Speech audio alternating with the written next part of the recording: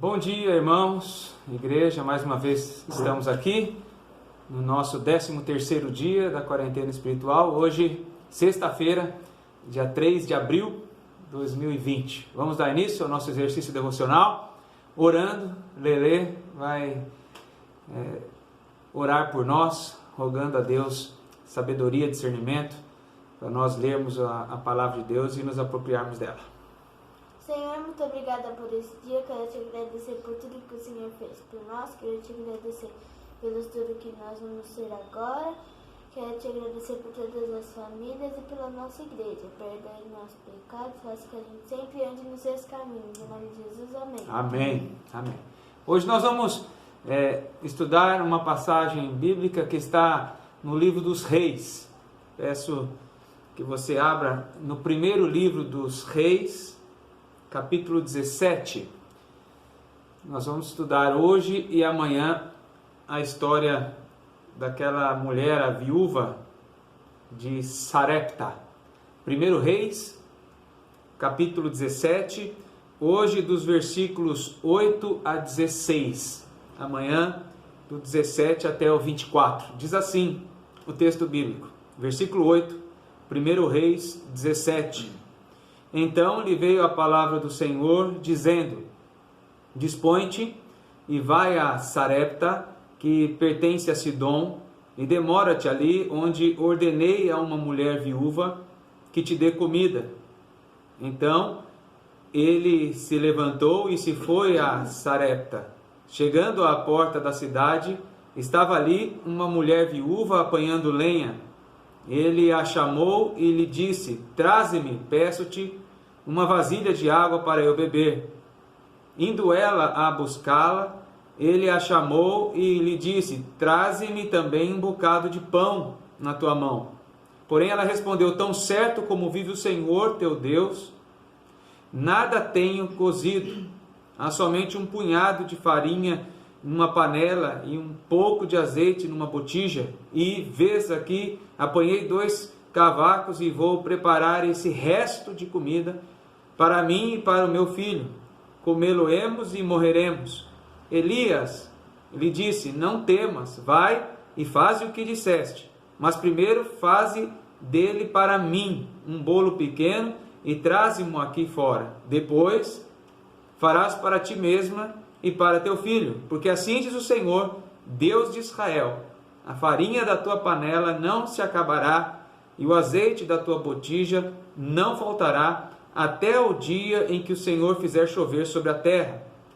Foi ela e fez segundo a palavra de Elias.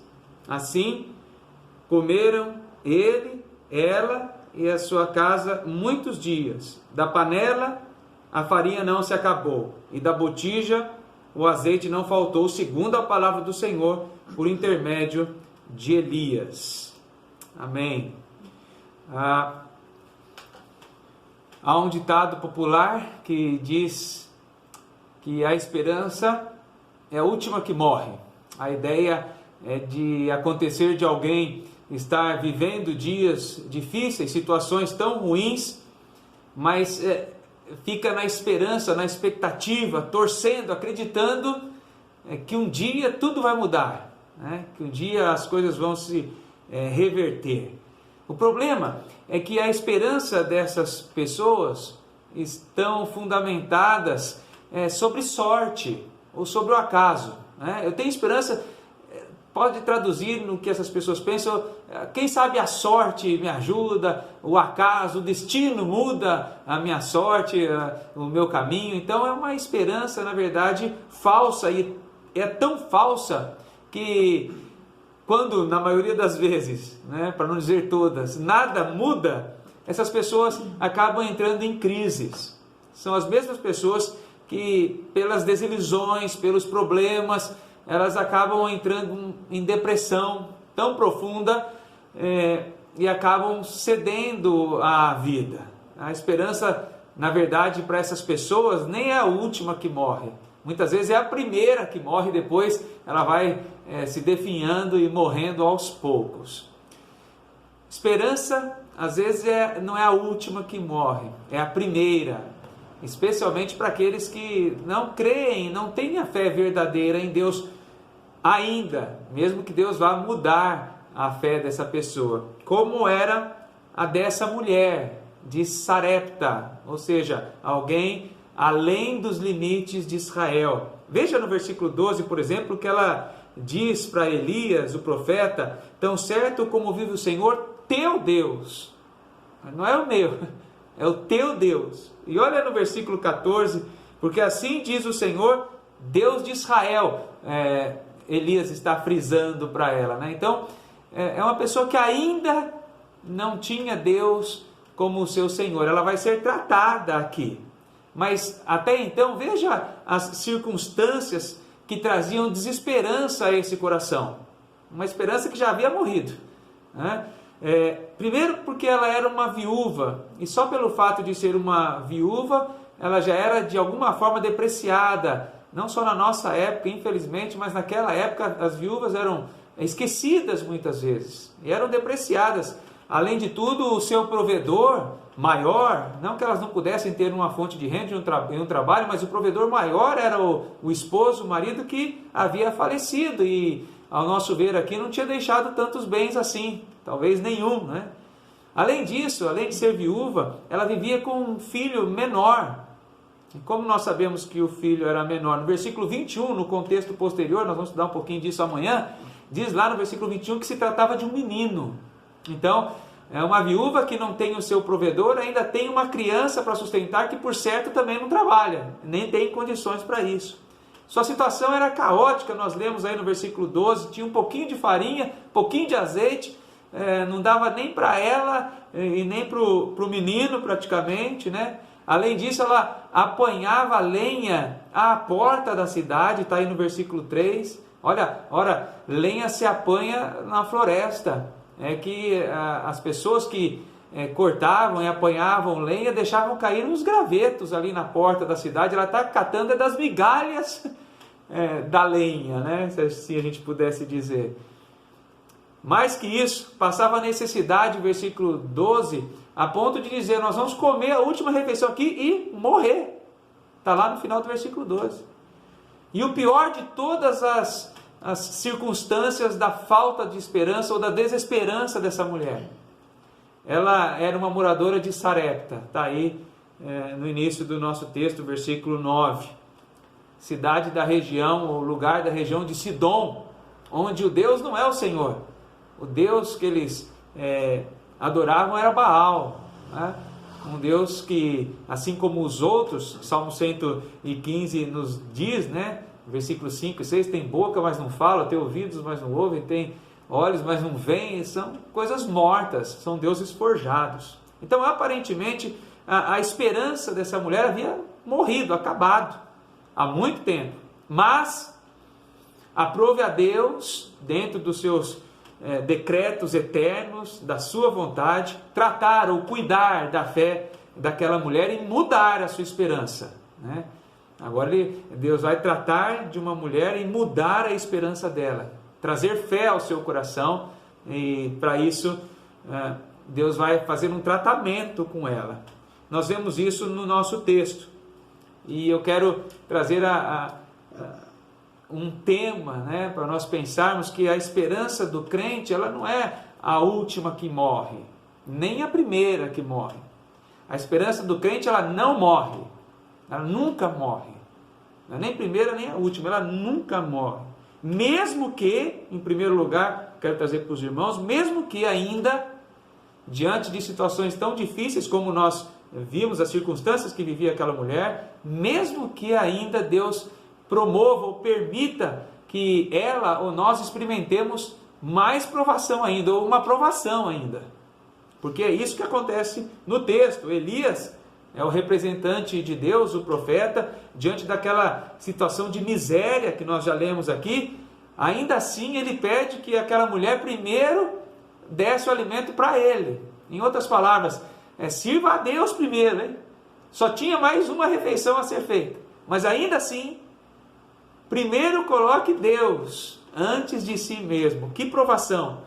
Oferecer o alimento, a comida, primeiro ao profeta, sendo que só tinha por uma porção e depois disso ela mesma diz que eles iriam morrer. Mas a provação está aí. Se ela confiasse nas palavras do profeta, do representante de Deus, não faltaria para ela. Algo sobrenatural aconteceria. E provação é assim. Provação é algo que nós temos que passar pela fé, que nós estudamos ontem, por exemplo, mas sobre coisas sobrenaturais, que muitas delas nem estão ao nosso alcance. Deus mesmo é que nos vai dar a perseverança. Por isso, a esperança do crente, ela nunca morre. Não é a esperança última que morre, nem a primeira que morre, ela nunca morre. Primeiro, mesmo que Deus permita experimentarmos ainda uma provação em cima dela. Segundo, porque em meio a essas provações, nunca morre, porque Deus mesmo nos faz perseverar.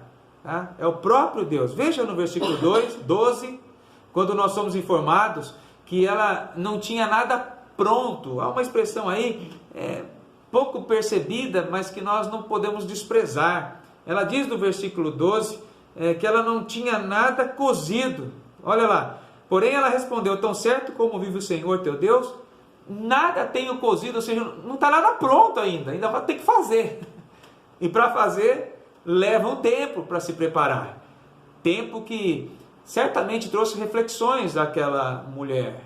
Né? Ela deve ter pensado, imaginado, por exemplo, sabendo que Elias ia permanecer ali não só um dia, mas outros tantos dias. Versículo 9 diz que ele demoraria por ali, né, no lugar que ele estava.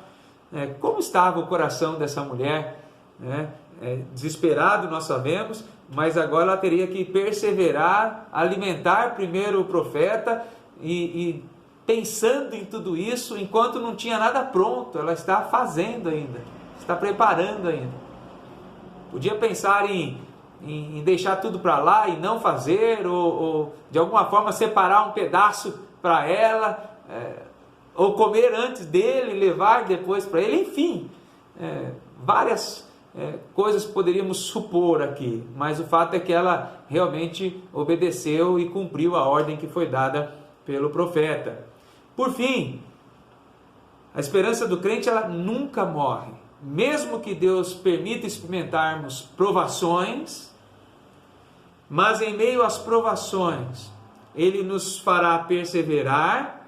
Terceiro, como? Tirando o medo do nosso coração através de promessas. Através de promessas. Veja que bonito o versículo 13, quando depois de tudo isso, Elias diz a ela: não temas. Uma frase enigmática para nós crentes. Não temas. E por que não temas? Olha agora os versículos 14 a 16, a promessa. Em outras palavras, Elias diz: não temas porque há promessa para a sua vida.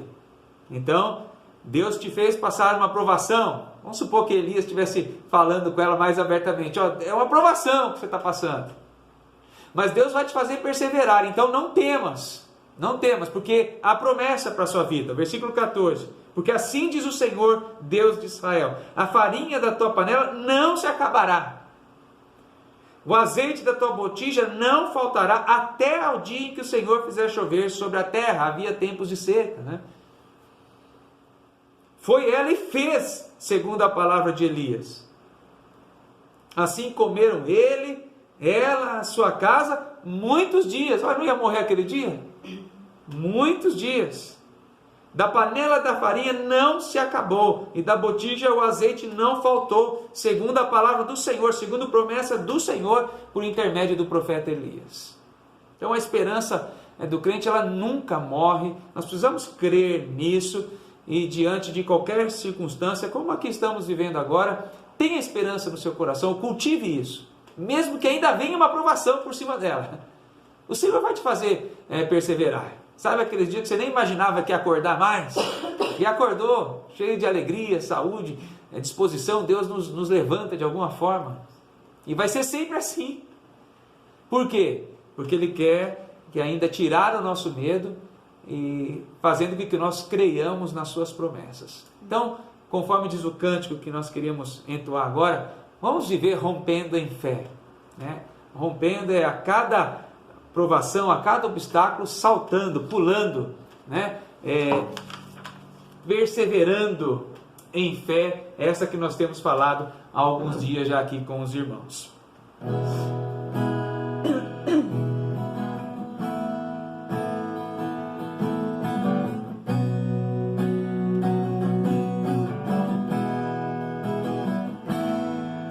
Cada vez que a minha fé é provada, tu me dás a chance de crescer um pouco mais. Nas montanhas e vales, desertos e mares, que atravesso me levam pra perto de ti. Minhas provações não são maiores que o meu Deus, e não vão me impedir de caminhar. Se diante de mim não se abrir o mar, Deus vai me fazer andar por sobre as águas, rompendo em fé. Minha vida se revestirá do teu poder, rompendo em fé. Com ousadia vou movendo sobrenatural, vou lutar e vencer, vou plantar e colher. A cada dia vou viver, rompendo em fé, rompendo em fé, rompendo em fé. Minha vida se revestirá do teu poder, rompendo em fé. Com ousadia vou movendo sobrenatural, vou lutar e vencer, vou plantar e colher. A cada dia vou viver, rompendo em fé. A cada dia vou viver, rompendo em fé. A cada dia vou viver, rompendo em fé. Senhor, nós te louvamos, ó Deus, te agradecemos por tudo que o Senhor tem feito por nós, ó Deus, porque o Senhor tem cuidado de nós, ó Deus, das nossas famílias, ó Deus, da nossa saúde, ó Deus, e somos gratos pelo teu amor, ó Pai. Agradecemos porque o Senhor coloca em nós, ó Pai, nos nossos corações, ó Pai, a fé, ó Pai, o Senhor implantou em nós isso, ó Pai, e nós podemos ter esperança, ó Pai, porque o Senhor, ó Pai, preserva em nós, ó Pai, da tua esperança, do teu cuidado, ó Deus, e nós podemos, ó Pai, ter a certeza de que o Senhor está cuidando, ó Pai, para que um futuro melhor, ó Pai, aconteça, Deus, e que em breve, ó Pai, nós possamos estar juntos novamente, te louvando, ó Pai, na tua casa, e agradecendo pelas maravilhas que o Senhor fez nesse período nas nossas vidas, ó Deus. Cuida de cada um de nós, ó Pai, é o que nós te pedimos e agradecemos em nome de Jesus. Amém. Amém. Amém. A esperança do crente não morre, hein? Não morre.